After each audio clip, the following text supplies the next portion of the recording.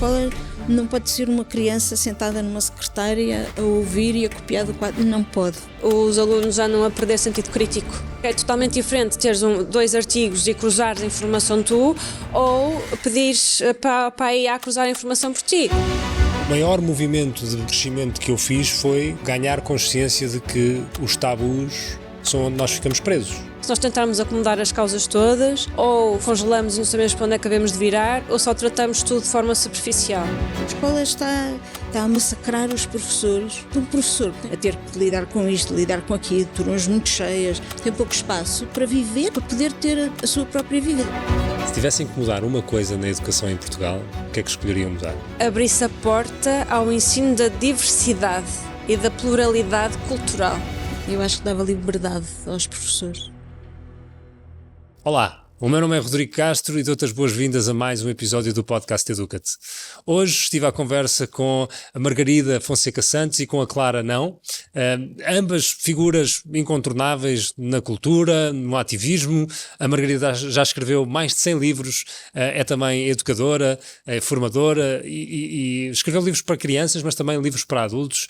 E a Clara, uma voz que hoje em dia não se pode deixar de ouvir, porque é de facto muito presente em tudo o que sejam questões de ativismo para a inclusão, para uma sociedade mais bem organizada em relação à nossa diversidade.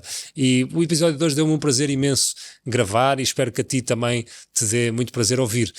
Se gostas de episódios passados ou se queres continuar a ouvir episódios no futuro, faço-te apenas um pedido, que é o único pedido que te vou fazer sempre, que é deixares um clique no botão subscrever deste episódio, porque é isso que nos ajuda a saber que há pessoas que querem ouvir e que podemos continuar a fazer o nosso trabalho com vontade e a contar com o apoio de organizações como a Fundação Pedro Queiroz Pereira, que apoia este episódio e que está connosco porque acredita nesta missão também, dado que é uma missão partilhada. A Fundação Pedro Queiroz Pereira está a trabalhar ativamente para trazer melhores respostas para a educação em Portugal e por isso ficamos muito felizes de os ter como parceiros para nós próprios também podermos fazer aqui o nosso trabalho em estúdio, trazer estas conversas que são tão importantes num formato que fazem sentido para ti e para mim também.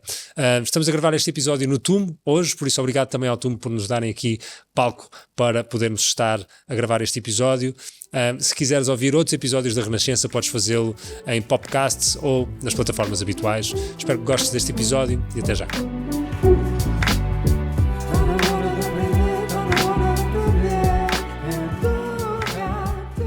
Olá, Margarida. Olá, Clara. Olá. Bem-vindas. Estávamos aqui a conversar um bocadinho em off sobre estes temas de livros e emoções. Clara, tu trazes aqui um bocadinho um trabalho ativista hoje em dia, mas que começou. Eu estava a ouvir uma entrevista tua em que tu disse que isto veio de um lugar de revolta. Como é que surge toda esta tua preocupação com causas às quais te dedicares e porquê que isso te importa? Eu acho que quando se cresce, eu sei que quando se cresce como mulher e se é educada segundo o padrão limitado, feminino, pré-concebido para nós, se estivermos um bocadinho alerta, por comparação ao mundo exterior e o que é que se vê noutras realidades, rapidamente percebemos que há causas que devemos investigar e até defender, não é? Como é o caso do feminismo. Por isso, o que me aconteceu foi eu não me identificar com aquele padrão que tinha sido pré-desenhado para mim, que eu não escolhi, foi feito para mim e não comigo, e tentar procurar o que é que fazia sentido para a minha construção como pessoa. E foi aí que começaram a surgir as causas, e foi pelos livros, na verdade. Comecei a consumir livros das feministas mais conhecidas, que são as com mais fácil acesso, a Simone de Beauvoir, Judith Butler, e depois a partir daí comecei a chegar a outro... Existe com que idade? Ora bem, eu em adolescente estava ainda muito confusa, por isso comecei mais a ler com 17. 17 anos. Sim. Estávamos a falar exatamente antes de começarmos sobre a importância que os livros têm na nossa construção. Ia dizer transformação, mas na verdade é construção. E eu acho que talvez um bocadinho as crianças todas passam por, sei lá, não sei se a adolescência é má para toda a gente ou não. Eu já ouvi bons relatos. Não me identifico de todo, mas já ouvi bons relatos. É tipo uma história que se ouve falar, assim, muito longínqua. Há quem diga que é uma altura muito feliz porque consegue-se viver numa meia performatividade adulta sem a responsabilidade de ser adulta, quando se tem alguns privilégios na vida e não se tem uma depressão, por exemplo. Certo. Claro. Sim, porque há de facto crianças que passam, ou seja, talvez a adolescência possa ser um lugar muito desafiante para muitas pessoas, mas há crianças que passam por processos psicologicamente comprometidos, não é? Ou seja, que é muito diferente ter uma adolescência difícil de ter realmente, não é, problemas. Mas Margarida tem uma diferença de idade, sei lá, pai, 2 anos de diferença de idade de mim e da Clara, portanto, 2, 3 anos. Não, eu já tenho 65. 65? Eu achava que tinha pai 35. Mas como é que compara a geração, a sua geração na adolescência com esta geração, ou com as histórias que houve da geração como a nossa, ou a adolescência de hoje? Ou seja, há grandes diferenças, não há? Há uma grande diferença porque, no fundo, o 25 de Abril aconteceu quando eu entrei no liceu, ou seja, quando eu entrei no agora 7º ano, não era? Que era O liceu na o altura era o terceiro- 7º ano atual. o liceu acabava no 11º, não é? E, portanto, quando se entrava no liceu, aí senti uma grande diferença, não é? Porque havia turmas mistas, não é? Eu nunca tinha tido turmas mistas, tinha sido sempre turmas de raparigas, e, portanto, no liceu já eram turmas mistas. E o tipo de exigência e mesmo os professores eram diferentes do que tínhamos tido no segundo ciclo. Mas depois aconteceu logo o 25 de Abril, não é? E, portanto, a minha adolescência e as pessoas que passaram pela escola e pela adolescência nessa altura ficou sobretudo marcado por isso, ou seja, quase não havia tempo para dramas individuais, estávamos todos a lutar por qualquer coisa, não é? E isso era, eu fiz o liceu no Dom Pedro V, que era assim uma escola muito para a frente, às vezes vinha a polícia de choque, naqueles meses até ao 25 de Abril, vinha a polícia de choque e nós fugíamos todos. Mas já a polícia de choque para onde? Porque havia RGAs, não é? Havia improvisadas, havia uma pessoa que subia para as mesas de ping-pong com um megafone. Que idade tinham as pessoas que faziam essas RGAs? Eram, o liceu era portanto, agora 7º ou 11º, não é? Portanto, havia pessoas mais velhas, não é? E era... Sim, mas mais velhas, estamos a falar de uma pessoa de 11º ano, tem 14 16, anos, 16. Não, desculpa, sim, 16 anos. 16 anos. Sim. E, portanto, ou seja, vinha a polícia de choque para... Não, primeiro saltavam para cima das mesas de ping-pong com o megafone e começavam a dizer, não sei o quê, o fascismo, não. E havia um contínuo que avisava a polícia, e, portanto, a polícia de choque entrava no liceu e nós sabíamos que tínhamos que nos esconder atrás do pavilhão A4, que era o mais longe de todo, e atrás do ginásio. E, portanto, fugíamos todos para ali e a polícia de choque vinha e fazia-se embora e pronto, é uma vivência completamente diferente da que está a ser agora, não é? É diferente. E depois do 25 de Abril, bom, quer dizer, lembro-me que havia tantos pequenos partidos dentro do liceu que aquilo era havia imensas coisas, não é? Portanto, foi aprender a política de uma forma diferente, porque eu antes do 25 de Abril, lembro-me sempre de uma prima nossa, prima direita do meu pai, que foi lá à casa e tinha sido torturada pela PIDE. Lembro-me das mãos todas queimadas e do ar dela, e lembro-me sobretudo do meu pai tentar fazer-lhe uma festa porque estava a ficar comovido com a situação e ela fugir, não é? Por impulso, portanto, e essa imagem ficou sempre, ou seja, nós já estávamos numa família em que a luta antifascista já existia, não é? Portanto, o 25 de Abril foi uma alegria imensa.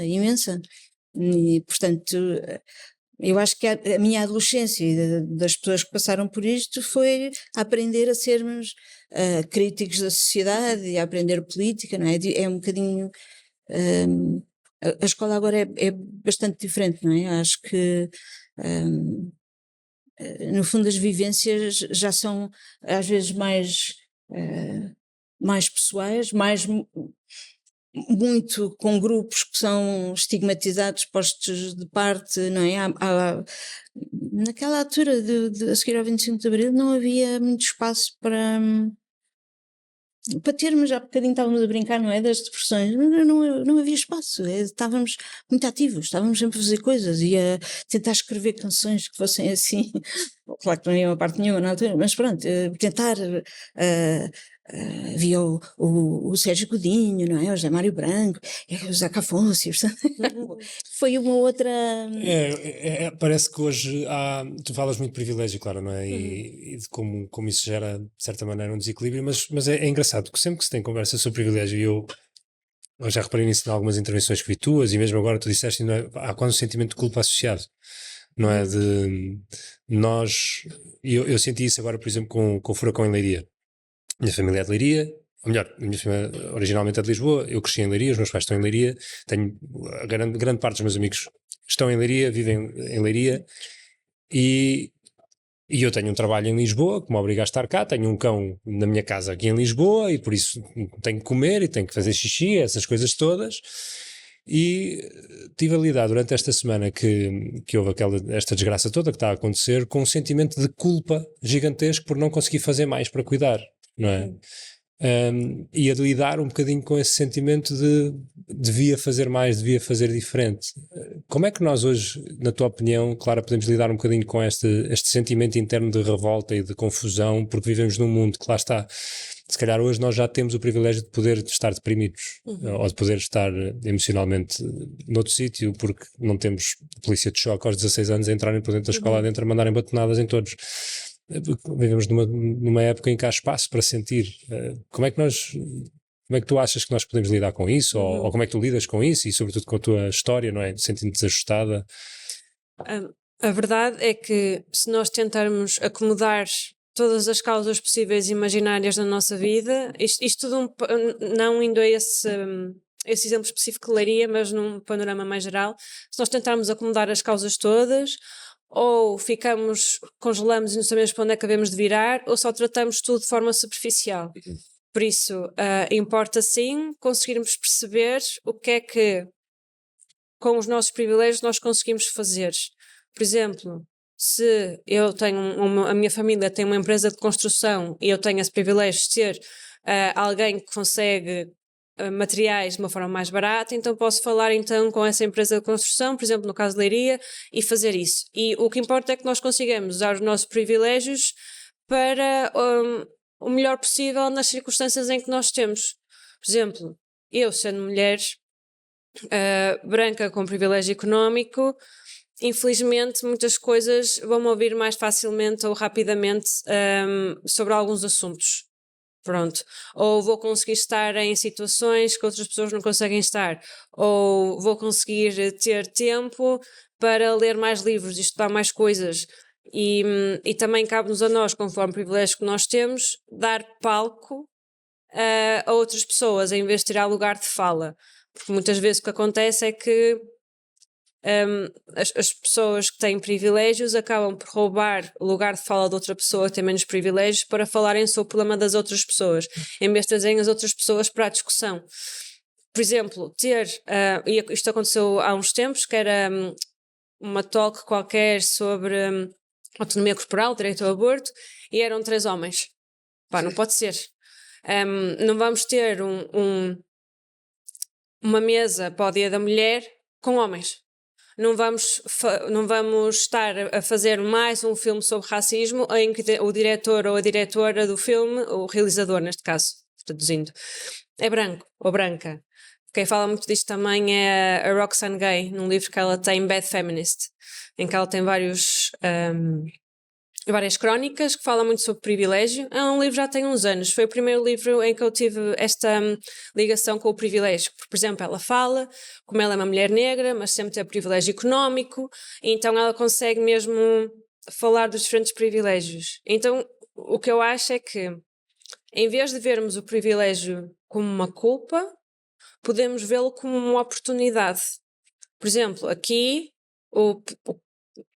nas questões de Leiria, eu percebo perfeitamente essa questão de culpa, porque são os teus amigos, mas aí também podes, agora também não vou falar por ti, mas perguntar o que é que os teus amigos precisam, uma pessoa que esteja nessa situação, perguntar o que os amigos precisam, o que é preciso, como é que eu posso ajudar, tendo em conta o tempo que tens ou o tempo que as pessoas têm, E tentar também conciliar isso com o nosso dia-a-dia, porque nós não podemos ajudar as pessoas se não nos estivermos a ajudar a nós mesmas.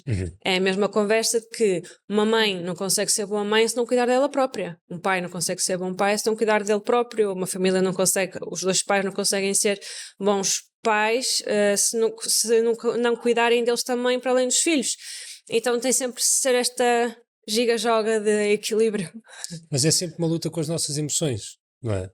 E eu acho que se calhar isso é aquilo que separa gerações mais antigas que tinham, se calhar, uma rigidez maior. Não dizendo que a Margarida é essa pessoa de todo, porque conheço pessoas de 65 anos que são altamente retrógradas e outras que são altamente para a frentex, não é? É um bocadinho perpetuar às vezes o que aconteceu para trás, não é? As pessoas da minha idade que eu conheço que são muito fechadas, no fundo trazem uma herança contra a qual nunca lutaram, nem nunca puseram em causa, não é? A questão é essa, por isso é que eu acho, realmente é um privilégio. Eu era das privilegiadas, eu sabia o que é que estava a acontecer em termos de país, eu tinha uma vida completamente arrumada, não é? Quando era adolescente.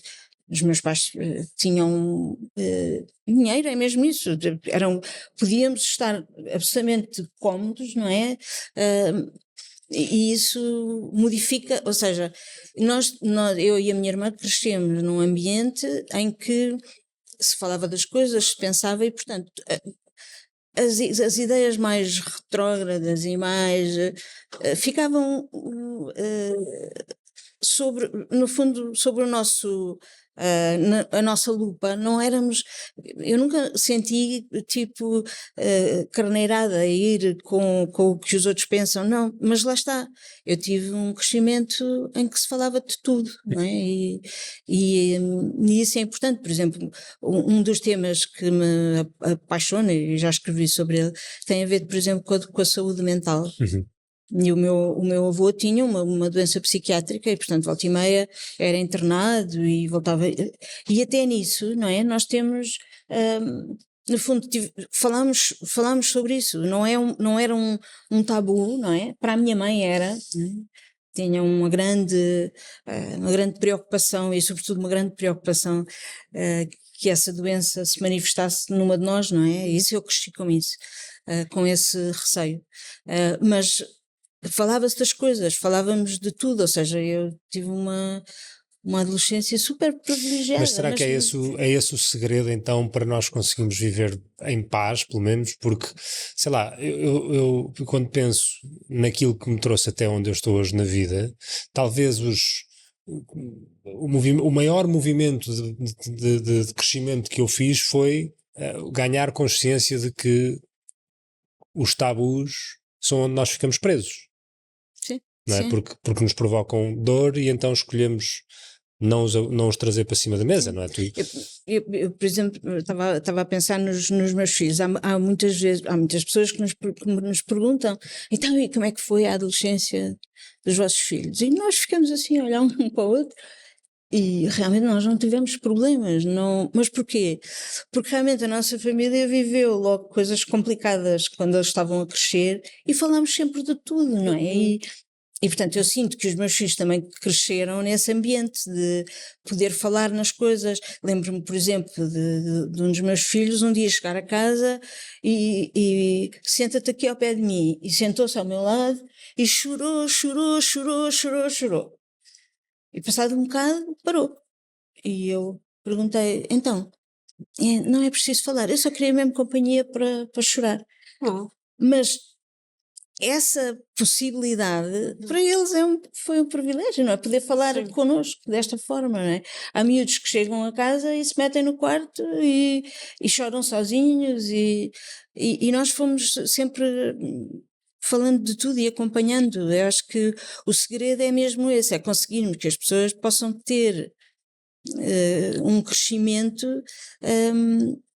válido em termos também de consciência, não é? Essa consciência dos tabus, a consciência do privilégio, a consciência do que está a acontecer, a consciência de não podermos ir a todas, como estava a Clara a dizer, é verdade, nós não podemos de repente fazer tudo por todas as causas, temos que pensar o que é que eu sei fazer e dar esse contributo para estas causas, não é? Quando se vai claro, tu tens uma marca onde vendes alguns produtos, como chapéu, marca de roupa, e tu estava aqui com isto aberto já desde antes de entrarmos, e há uma das t-shirts que tu vendes que diz liberdade para ser quem sou e não quem me dizem para ser. Que é um bocadinho isto que estamos Sim. a falar. Há uma certa tendência da sociedade hoje em dia para nos oprimir face àquilo que precisa que nós sejamos, e a escola é muito esse lugar ainda, não é? Porque quando nós olhamos, inclusivamente, dissecamos todo o processo educativo até a final do ensino superior, usando um exemplo que está muito na voga, não é? Da inteligência artificial. Antes da inteligência artificial, uma das melhores carreiras para se ir estudar e dedicar a nossa vida era ser programador. Entre aspas. Porquê? Sim. Porque o mercado pedia. Agora é uma das piores. Porquê? Porque o mercado vai deixar de pedir. Então isso significa que todas as pessoas que foram ao engano? Eu acredito que não. Também se dizia, assim como eu tenho curso de design, não é? E a dada altura também se dizia que o Canva ia-nos tirar emprego, ou que a AI ia-nos tirar emprego. A verdade é que o que acontece com a educação é que às vezes eu sinto que a educação, não sempre, mas tende a ser muito dada de uma forma fechada. Fechada em si, muito virada para si mesma, muito dada da mesma forma, muito formatada. Acho que é mais isso. E eu acho que, no fundo, eu acho que o problema também é os professores saem do secundário, entram numa faculdade e depois voltam à escola. Ou seja, às vezes não há espaço, e sobretudo com a carga toda burocrática que têm, não é? Não há espaço para ter uma visão mais alargada da sociedade, não é? Mas disseste os professores, ou seja, o professor que se forma, é isso que estás a dizer? Sim, no fundo é como, ou por exemplo, os professores universitários que ficam a dar aulas na própria universidade. Mas sem trabalhar antes, não é isso é que está a dizer, por exemplo. O mundo não é o mundo cá fora. O meu percurso, por exemplo, eu entrei em engenharia porque adorava matemática, detestei a engenharia, portanto fugi a correr porque queria estudar música. Mas realmente, agora quando olho para trás, foi uma sorte eu ter estado ligada à matemática, o que fiz, ter feito a parte da música, ter começado a escrever pronto, as duas coisas juntaram-se com as canções, mas acabei por ter um conhecimento muito alargado, não é? E às vezes sinto, há professores geniais e pessoas incríveis, não é? Portanto, eu não estou a generalizar de todo, mas no fundo, às vezes estão tão afogados em papéis, na rotina das aulas, as reuniões, que quase não têm tempo para respirar a sociedade, o que está a acontecer. Essa é a sensação às vezes que tenho. E há bocadinho estávamos na conversa e eu estava a explicar que quando dou formação de professores na área da escrita, uma das coisas que falo logo no primeiro bloco tem a ver com o feedback, com sermos capazes de encontrar sempre qualquer coisa construtiva em tudo o que as pessoas fazem. E acabo o ciclo, portanto a formação, e as pessoas agradecem terem sido valorizadas em cada bloco, ou seja, imaginem-me, escrevem um texto e eu digo, guarda esta frase vai dar uma história, está muito bem construída, e portanto o facto de valorizar uma coisa pequenina torna-se de repente um conforto, não é? E a escola está muito assim, está a massacrar os professores, e portanto um professor que tem uma vida completamente agarrada a rotinas, a papéis, a ter que lidar com isto, lidar com aquilo, turmas muito cheias, muitos casos que Tem pouco espaço. tem né? pouco Tem espaço pouco para espaço. viver, não é? Para poder ter a sua própria vida. E, portanto, quando chega a aula já está Não, e é muitas isso, ou vezes seja, exausto. nós precisamos de espaço para sermos quem Sim. somos, não é? Sim, Como a Clara estava a dizer, não é? eu Espaço sinto- para ler, por exemplo. O sim, tempo para ler. exato. Mas eu sinto, por um lado, muitas vezes quando se está na faculdade falta essa ligação. Falaste em duas partes, não é? A diferença entre o mundo real e as faculdades de educação, e depois estamos a falar no mundo real quando aparece algo como uma inteligência artificial que põe em causa um curso que nós tiramos, por exemplo. A verdade é que, mesmo na faculdade, às vezes estamos a estudar de uma forma que não nos prepara para o mundo real. E eu senti muito isso porque eu, na faculdade, trabalhei uma estética como design rigorosa e vou dizer, segundo o meu padrão de beleza, bonita, e depois cá fora o design, muitas vezes o que é considerado bom e aceitável, que as pessoas estão habituadas, é muito diferente daquilo que nós aprendemos. E sinto que falta esta ligação maior entre a realidade e a educação, ou seja, a maneira como funciona uma empresa não é teres o CEO da empresa e depois filas de secretárias com pessoas sentadas.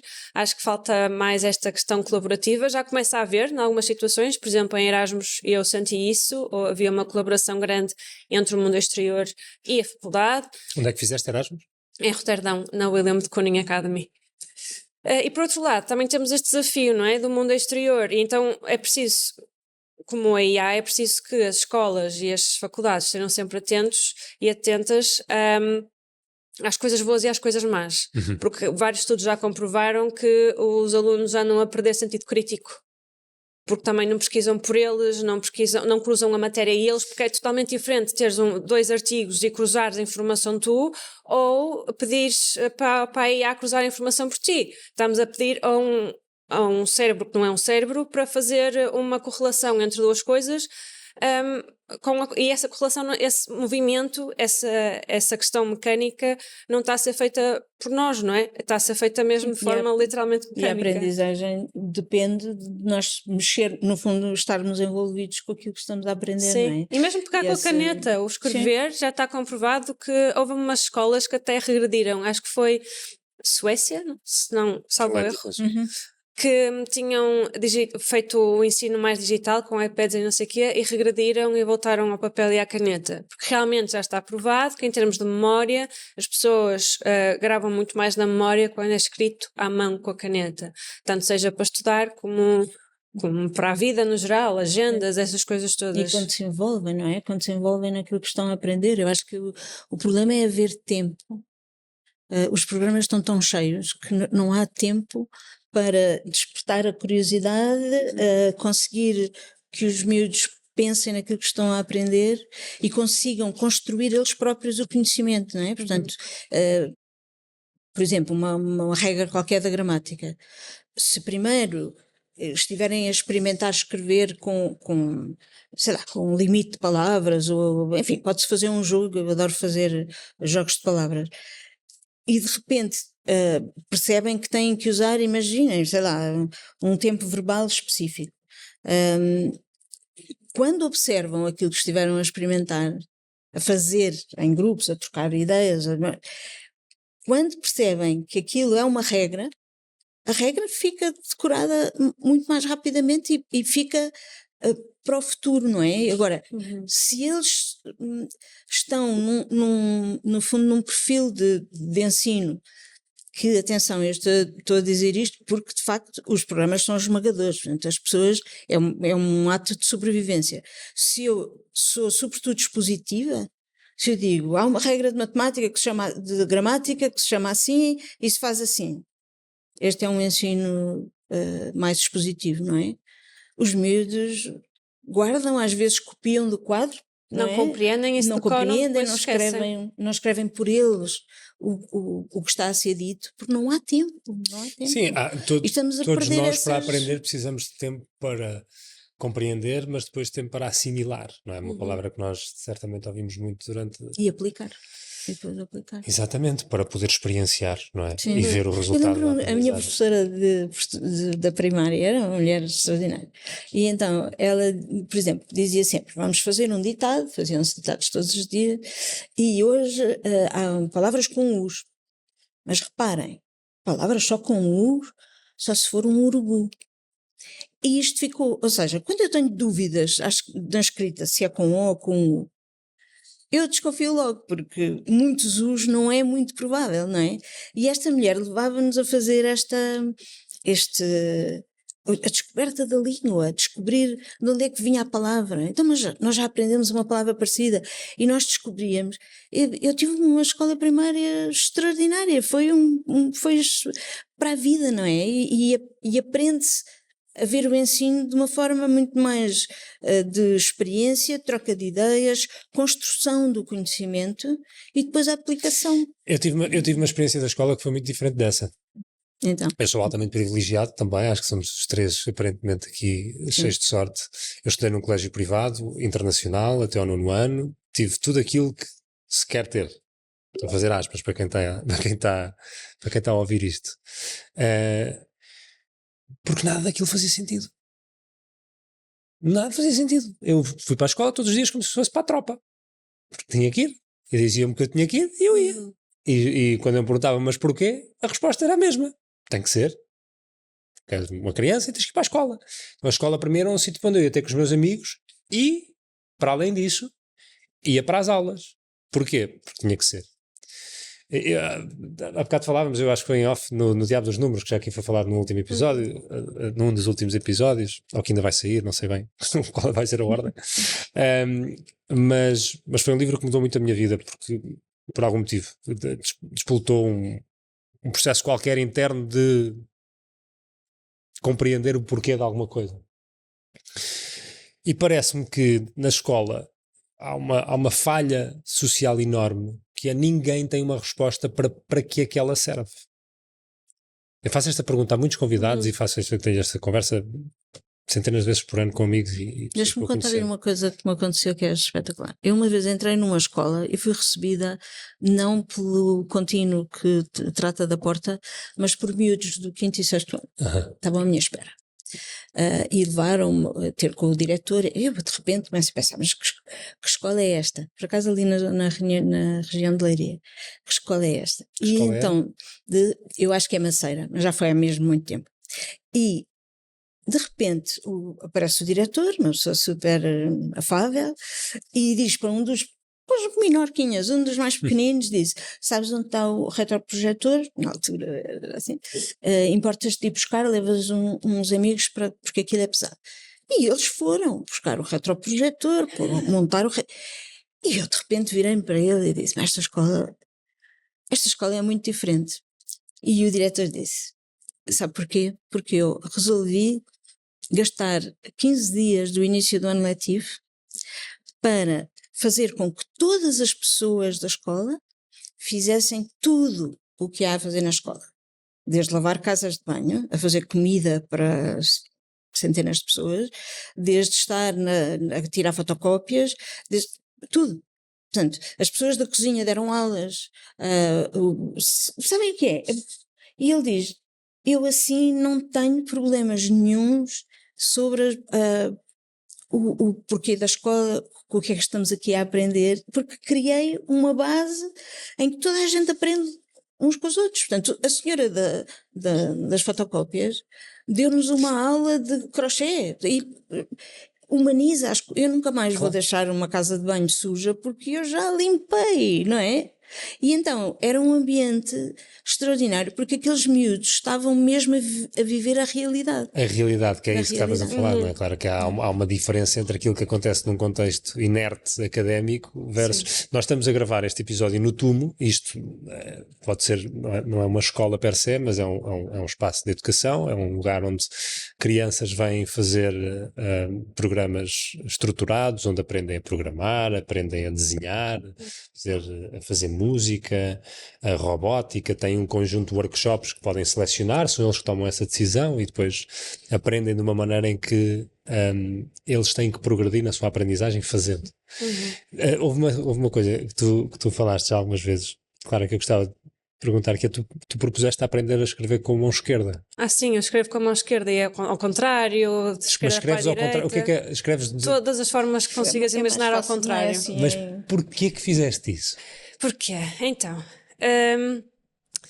porque eu no mestrado, eu fiz mestrado em desenho de técnicas de impressão. Só uma parte que eu acho importante, por exemplo, sobre a questão da escola nos dever preparar para a vida em todos os sentidos. Foi uma das razões pelas quais os meus pais sempre puseram em escolas públicas. Foi para eu não viveres numa bolha de privilégio e poderes ter pessoas de todos os estratos sociais à minha volta, tanto mais como menos, todas as pessoas, e todo tipo de backgrounds e contextos religiosos, contextos socioeconómicos, contextos políticos, pronto. Agora, mestrado. Quando eu estava em mestrado, eu estava a estudar a relação entre memória e imaginação. E na altura escrevi uns contos para crianças que fizeram parte de um trabalho que eu fiz na pediatria do Hospital São João. E depois estava tanto a estudar os aforismos e aquela ideia de criar imagens com palavras e trabalhar muitas comparações de uma forma muito mais aforística, não é? O que é aforismo? Já não me lembro. Aforismos é como se dissesses, pois a Margarida poderá se calhar explicar melhor e corrigir-me se eu estiver mal. É como se dissesses verdades poéticas, como verdades inteiras em si. Ou seja, por exemplo, um aforismo que eu escrevi foi as nuvens são ovelhas de patas para o ar. Ok, tens uma imagem, é isto? Ok. Passaste. Pronto, o meu orientador da tese era o Emílio Romelho, também é escritor, escreve com o heterónimo Eugénio Roda. E então, eu estava a estudar muito o que é que a escrita era em questões psicológicas. Mas depois também queria perceber o que era em questões físicas, só que a verdade é que a escrita é uma memória automática que nos é ensinada e depois se torna automática, nem pensamos quando estamos a fazer. Então, como com a mão direita já era automático, a única maneira de eu perceber o que é que escrever fazia ao meu corpo fisicamente era ensinar a mão esquerda. Vou começar a escrever. E fez alguma coisa? Fez, por exemplo, primeiro fiquei com a mesma massa muscular no braço esquerdo e da parte esquerda e da parte direita, supostamente. Mas Pela viste atenção, diferenças? Sim, porque eu comecei a fazer as mesmas coisas com as duas mãos. Eu consigo escovar os dentes com as duas mãos, a suar com as duas mãos, fazer tudo com as duas mãos. A suar com as duas mãos. Foi o que disseste? Sim, só com uma, só com a outra, sem Pois sentir eu nunca aquela pensei nisso, mas estranheza de facto no corpo. uma pessoa soa sempre com a mesma mão. Eu sempre escrevi não, sempre comi ao contrário também, a faca na mão esquerda. Mas tu és canhota? Para assoar o nariz e para comer. É isso. Para mim, imagina, isto é muito específico, mas se me puserem um lenço e eu só tiver uma mão para assoar, eu vou pegar com a mão esquerda. Pronto. Então, fui falar com a minha professora primária para ela me dizer qual era porque há várias formas de ensino, de ensinar a escrever. Há um que é das 10 palavras, há várias coisas. E ela tinha usado o método Jean Curie, e então eu fiz o mesmo método para a mão esquerda. Claro que não precisei de voltar a ler, porque sabia ler, mas a questão de começar primeiro com movimentos grandes, em quadros. Primeiro começa-se em quadros, são motricidades diferentes, e depois é que se vai para a motricidade fina. Pronto, e depois, quando já sabia escrever, não é normal, comecei a escrever ao contrário, mesmo também para exercitar o cérebro e conseguir... Ao contrário, como o Da Vinci em espelho? Sim, mas também para espelho horizontal, espelho vertical e 180. Eu consigo escrever direito de mim para a Margarida. Com a mão esquerda e com a mão direita? Sim, e ao mesmo tempo as duas também. Consegues escrever, ou seja, as duas mãos a funcionarem? Sim, foi tipo um pianista. Eu também toco piano, porque também ajudou. Por isso, ou seja, isto não é uma coisa assim tão espetacular, porque eu já tocava, eu estudei música, já tocava piano. Isto é um truque de bar brutal. Ai, sim, Então, sim, já usei. o meu truque de bar é mandar cartas. Eu sou incrível a mandar cartas, mas este é muito melhor. Pronto. Escrever, Não, e é escrever com verdade, as a duas música mãos. faz muita diferença, não é? Naquilo que aprendemos.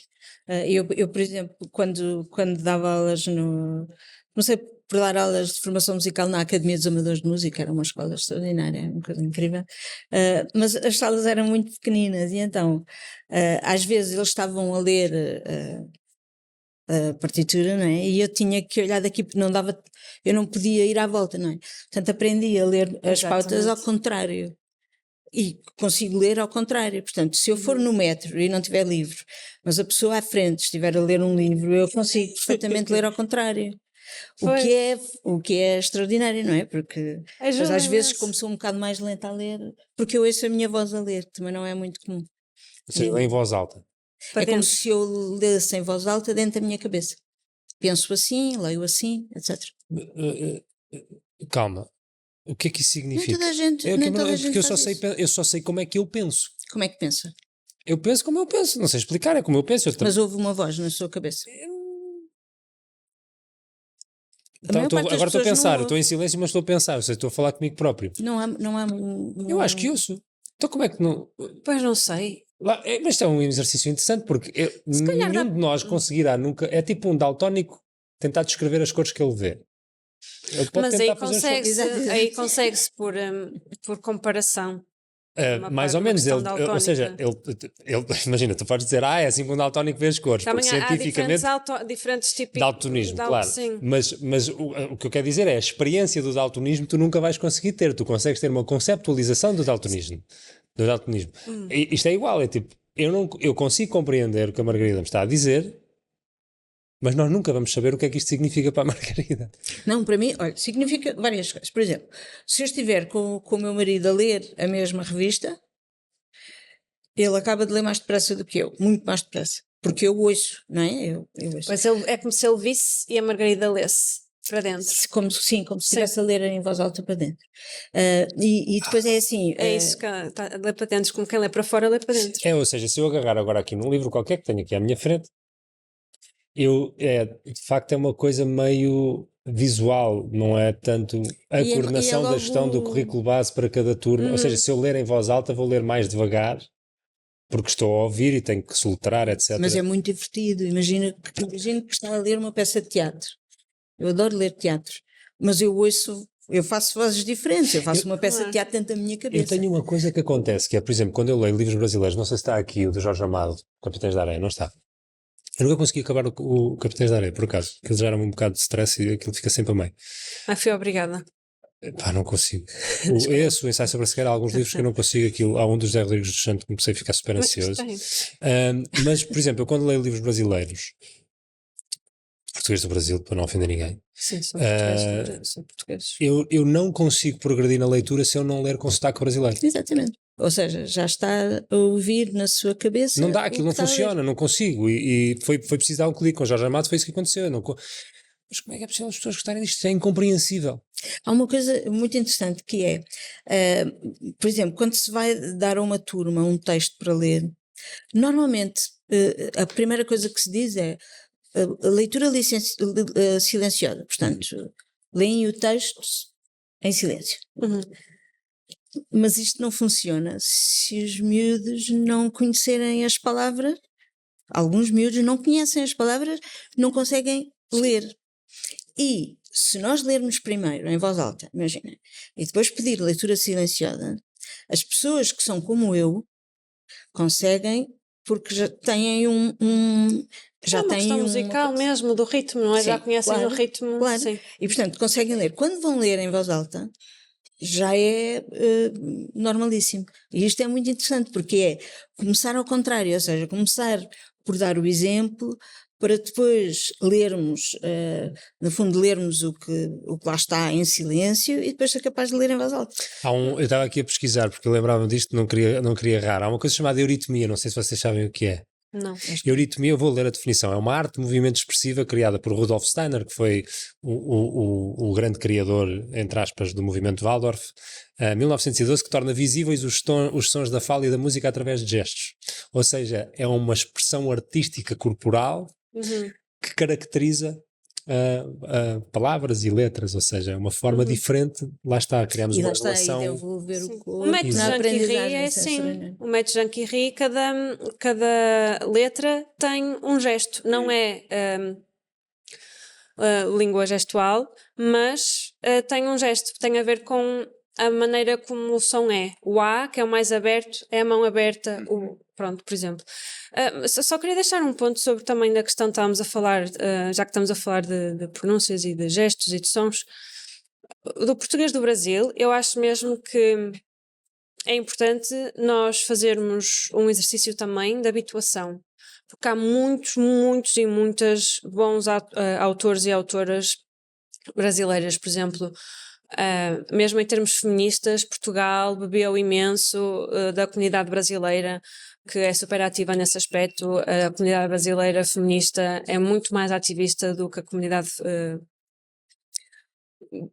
de pessoas de Portugal, e no Brasil sente-se mesmo isso, que é esse movimento social muito maior, que também há muito mais desigualdades, e eu acho mesmo que é importante, mesmo para um movimento de descolonização, nós consumirmos, nós pessoas que nasceram em Portugal e falam português de Portugal, consumirem mais autores e autoras do português do Brasil.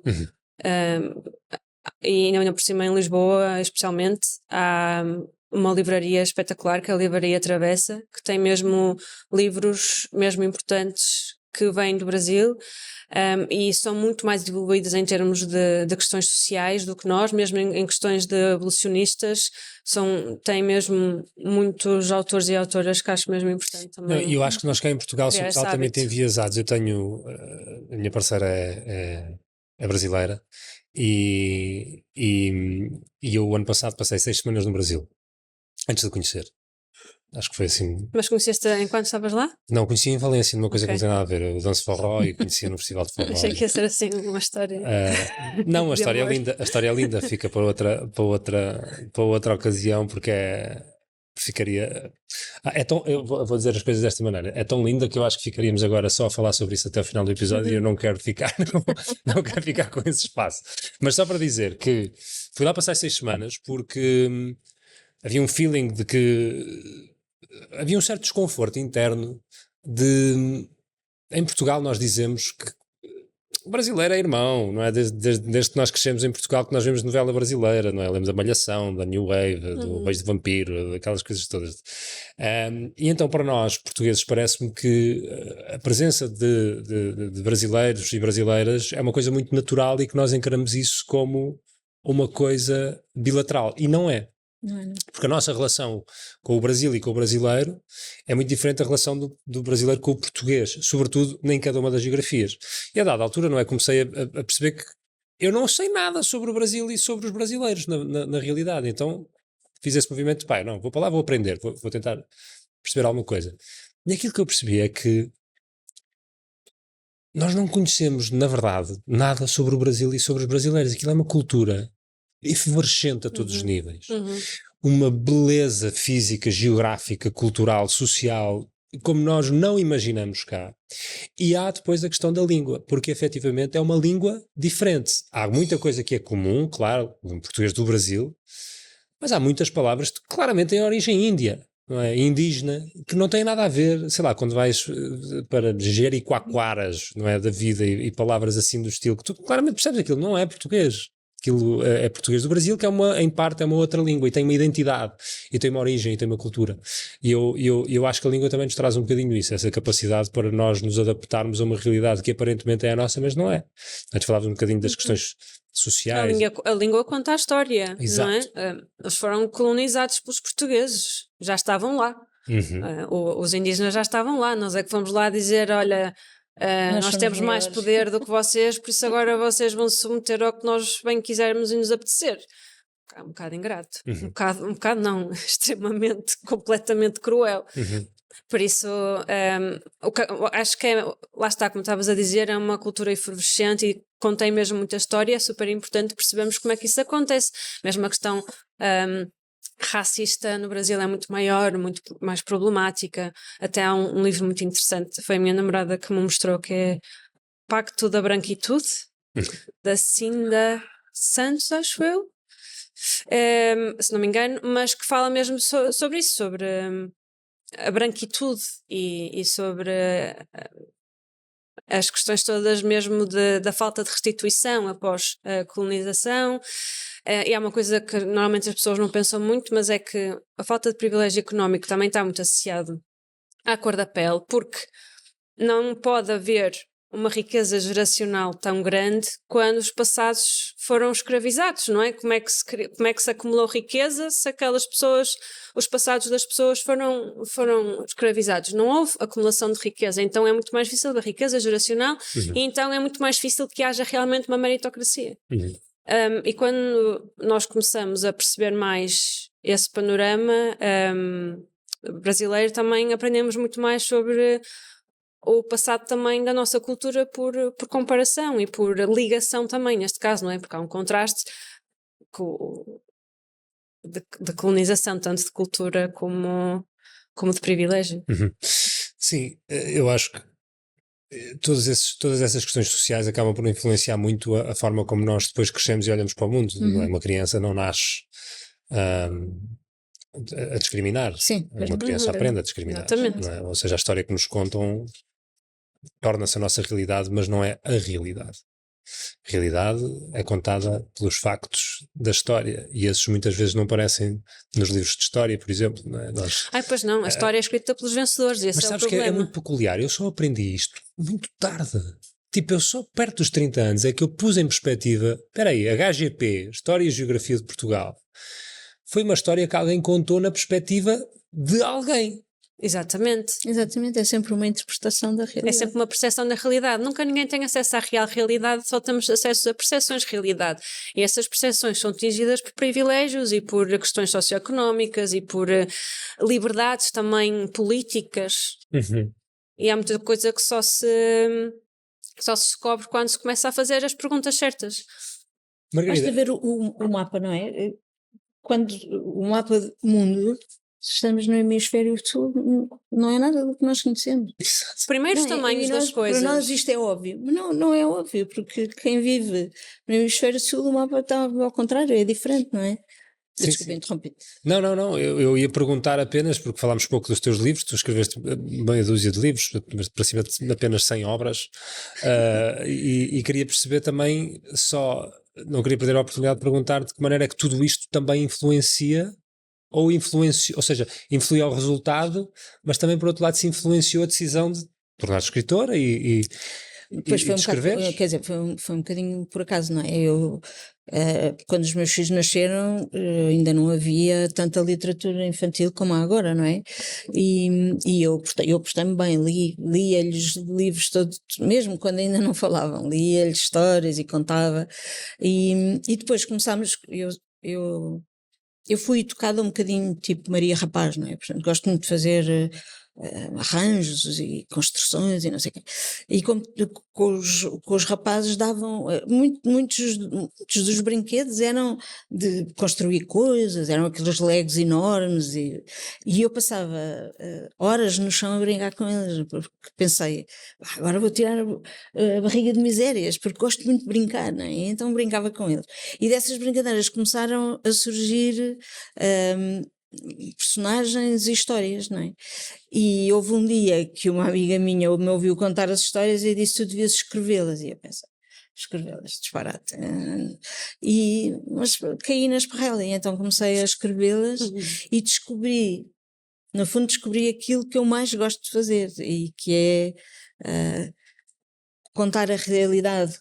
Quando é infantil ou infanto-juvenil, podemos de facto trabalhar a metáfora e a magia para falar da realidade do mundo, não é? E portanto comecei a publicar de uma forma muito naif e pronto, e depois já estava a trabalhar tanto escrita com crianças, foram 30 anos a escrever com os miúdos em escolas e no fundo larguei depois o ensino da música. Eu estava a dar aulas de formação musical na Escola Superior de Música de Lisboa e larguei, porque como estava a ficar muito surda e muito com as mãos muito deformadas e sem conseguir tocar. Nas aulas de formação musical é preciso tocar piano e no ensino superior é preciso tocar muito piano e eu estava a ficar arredada de tudo isso, estava vedado essa parte do ensino.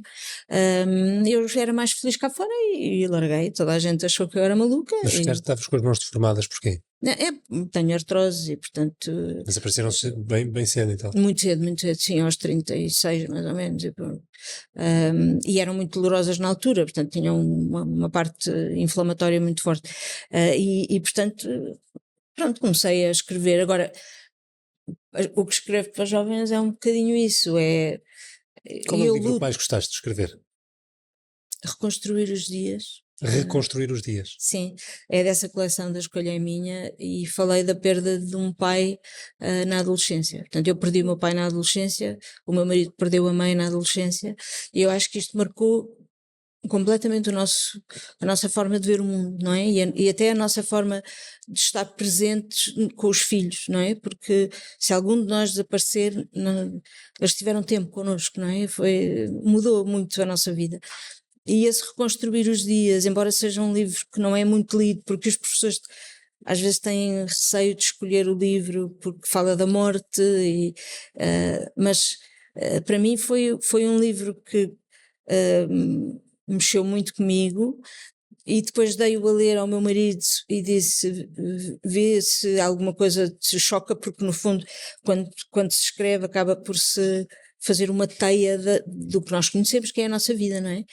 E lembro-me que ele leu de seguida, a uma certa altura fechou a porta do escritório onde estava a ler, leu de seguida e quando veio ter comigo estava a chorar, que não é muito comum, não é? E disse, não, é exatamente isto, é isto que tu tens de publicar.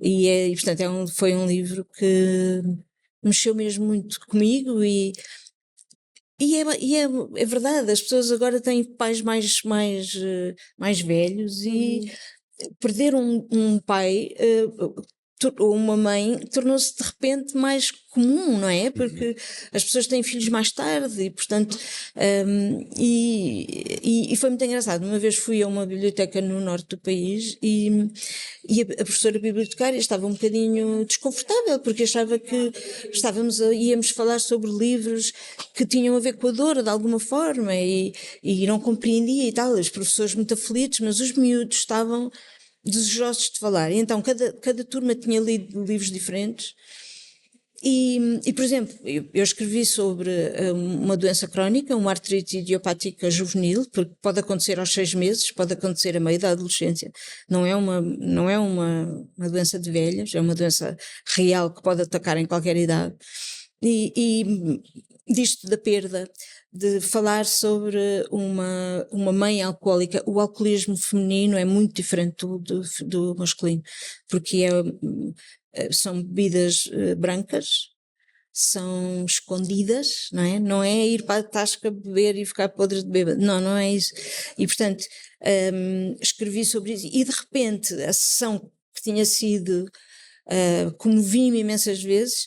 Depois houve acabámos a sessão, as turmas saíram e houve um grupo de 10 miúdos que continuou à minha volta e perguntou se podíamos continuar a conversar e houve um que disse que bom ter falado sobre isto, porque eu tenho uma amiga que está a passar por isto e eu não sabia ajudá-la e portanto aprender a estar presente sem estar sempre a dar soluções e nenhum dos livros é moralista, eu acho que isto não funciona, não é?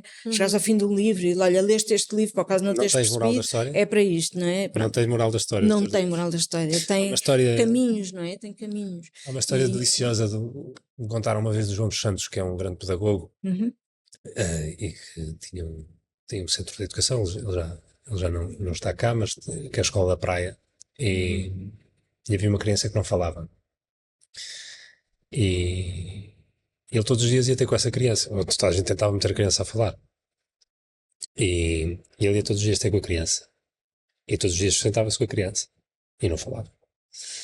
Eu não sei se o José Pacheco não tem uma história semelhante também. E aquilo é um processo que se repetia dia após dia, após dia, após dia. E todos os dias ele ia, sentava-se e ia embora. E há um dia que a criança fala. E a partir daí começou a falar. Porque a única coisa que ela precisava era exatamente esse espaço, para poder espaço, encontrar um lugar interno onde dar esse passo, não é? Onde dar esse passo. Eu acho que uma boa educação é aquela que nos traz essa oportunidade. Também a adaptação à situação, porque não pode ser tudo chapa 5, não é?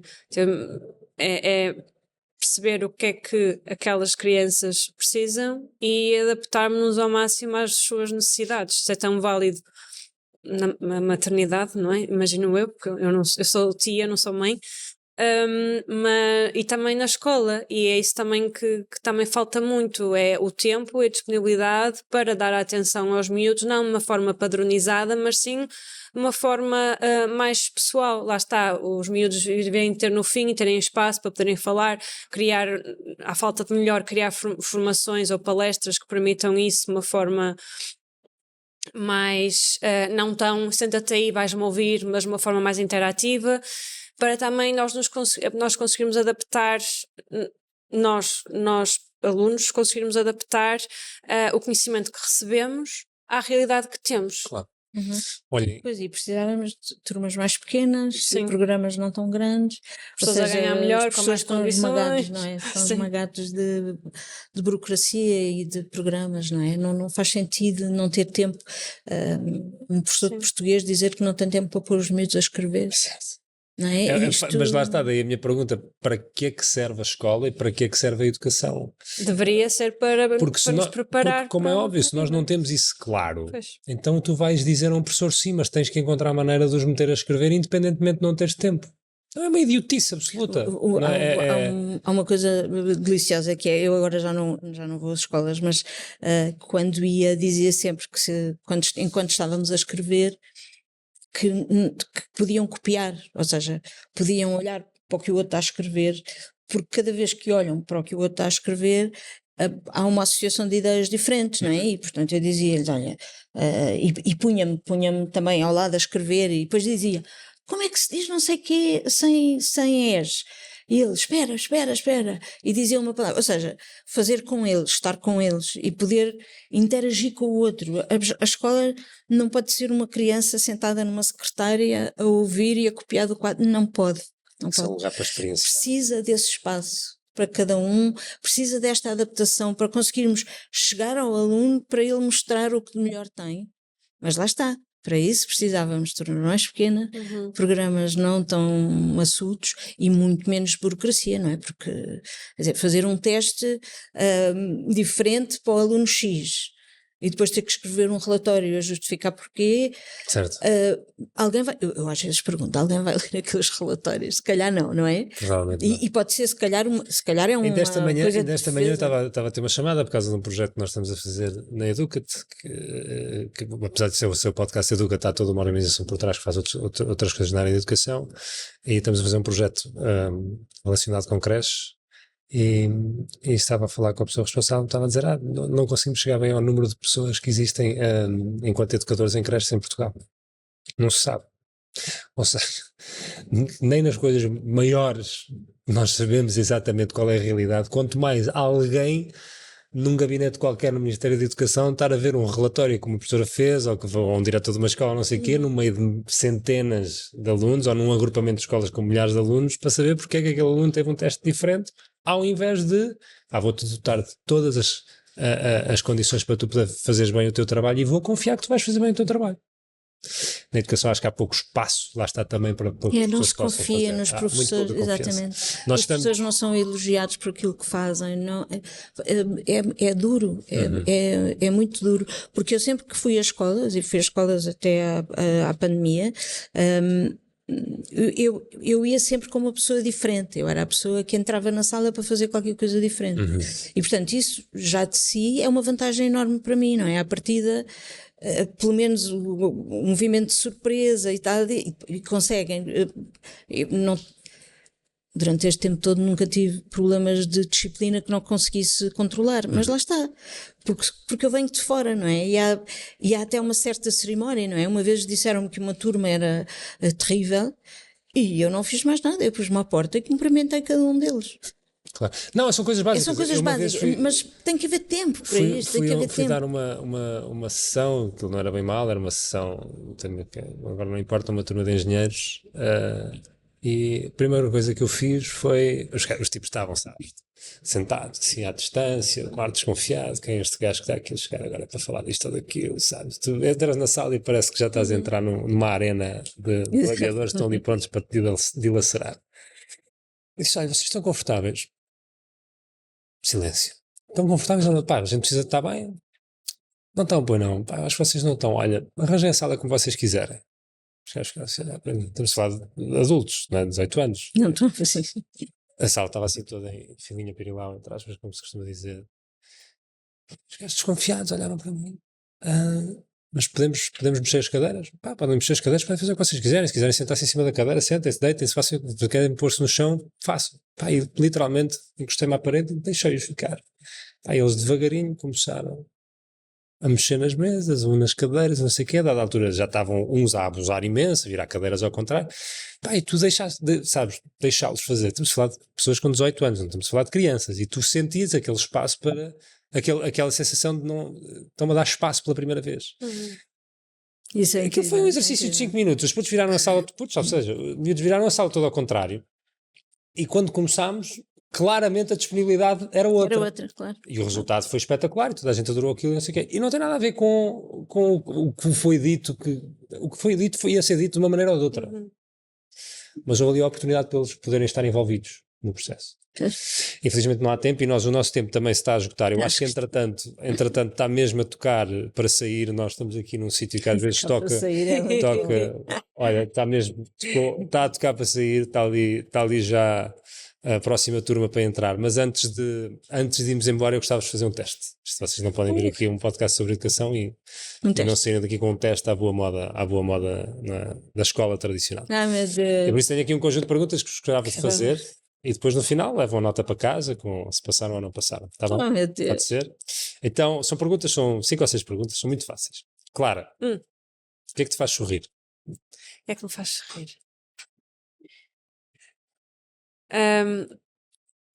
Ora bem, várias coisas.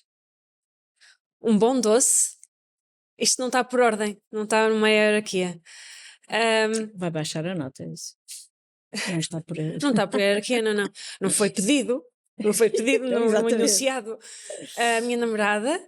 E ler boas notícias do mundo. Quando estamos assim numa coisa tão caótica, há uma página que volta e meia publica assim um carrossel de boas notícias. Eu acho que devia ser obrigatório nos telejornais, uma percentagem do telejornal ser boas notícias, uma cota. Pronto. Isso, gosto dessa ideia. Margarida, o que é que te faz sorrir? Muita coisa. Ternura, a minha família, estar a falar daquilo que gosto de fazer. Eu choro muito com as felicidades, portanto o sorrir às vezes tem algumas lágrimas, não choro tanto com as coisas duras, choro muito com as coisas que me comovem, portanto às vezes é sorrir com um bocado de piegas, não é? Choro muito, sou muito choramingona, mas sobretudo eu acho há uma coisa que me norteia, que é ter a esperança de ser sempre surpreendida pelas pessoas que tenho à minha volta e portanto eu só posso sorrir, não é? Porque as pessoas surpreendem-nos de todos os dias e acho que é isso. Se tivessem de ter um emprego assim mais tradicional, aquelas profissões essenciais para a sociedade, o que é que escolheriam ser? Essenciais para a sociedade? Sim, não quero dar grandes exemplos para não te influenciar, mas imagina as coisas que não precisas ter estudos, não precisas ter feito nenhum curso, mas que precisam de existir em termos de profissões para que a sociedade funcione. Sei lá, pensa em comida, pensa em infraestruturas sociais, estradas, o que seja. Ou seja, podemos começar pela Margarida, se tiver a resposta na ponta da língua. Não, estou a começar pela Margarida, aproveita deixa. Eu às vezes, talvez por ter ensinado toda a vida, tenho um bocadinho de inveja das pessoas que têm um trabalho tipo, vamos imaginar, tipo ser secretária de qualquer coisa. Ou, não sei, assim, uma coisa mais administrativa, não é? Ser administrativo. E sim, porque quando toca para sair, não se leva Trabalho trabalho para casa, exatamente. não é? Pronto, e então às vezes tenho assim. Seria administrativa de alguém. Sim, porque esta coisa de ser criativo e estar a produzir coisas, já existe tempo sem trabalho, não é? É quase como se estivéssemos viciados naquilo que é a nosso freelancer na sociedade, não é? Não é que às vezes quando vejo as pessoas picar o ponto e sair e penso, Inveja. que inveja, vão para casa fazer, sei lá, vão fazer o jantar, vão ver televisão, vão jogar às cartas, não é? Pronto, não sei. Claro. Eu acho que se tivesse. Acho que seria professora. Acho que é isso. Se fosse assim mesmo, eu acho que um dos trabalhos mais essenciais. Mas ser professora requer um certo nível de mestria, digamos, e formação. Ok, estás a falar assim. O trabalho que eu acho mais essencial mesmo ao mundo, um dos mais essenciais, é mesmo as pessoas da limpeza da rua, por exemplo. Mas eu não tenho força física, teria de treinar para isso. Acho que isso. E chamam-se muito de homens do lixo.